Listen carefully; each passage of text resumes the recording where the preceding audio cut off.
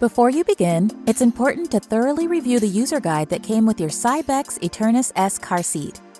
When you remove your car seat from the box, you'll find this guide tucked behind the harness. Remove the tether from the storage compartment behind the car seat.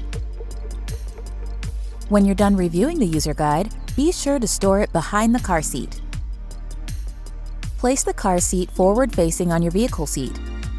The tether can be placed over the back of your vehicle seat.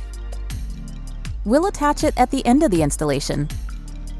To start, we'll remove the lower anchors from their storage position. Raise the headrest to its highest position and unbuckle the harness. Unfasten the snaps on the car seat cover and push the buckle through the seat pad to expose the lower anchor storage compartment. Open the storage compartment,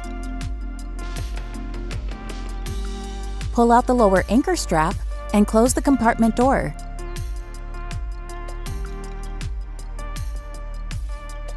Lift the backrest and route the lower anchor strap through the forward-facing belt path. Make sure the strap is flat and not twisted.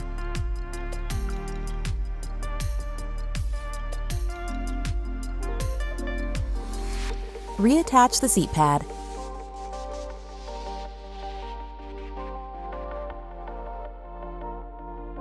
There are two forward-facing recline positions available. Check the level indicator and adjust the car seat to one of these two positions. The recline ball should be positioned in the red zone for forward-facing use. Next, attach each lower anchor connector to the corresponding lower anchor bar in the vehicle.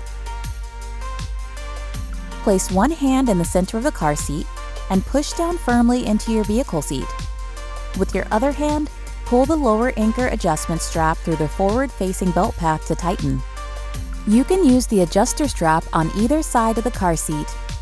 Recheck your level indicator to make sure the recline ball is still in the red zone for forward-facing use.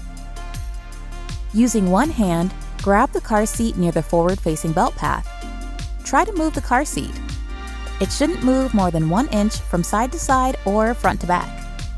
If it moves more than an inch, try to tighten the installation again. If it still moves more than an inch, try a different installation method or a different seating position in your vehicle. Attach the tether to the corresponding tether anchor point in your vehicle. Pull the tether adjuster strap to remove excess slack. Finally, extend your linear side impact protection device. The LSP is only used if you're installing your car seat next to the vehicle door.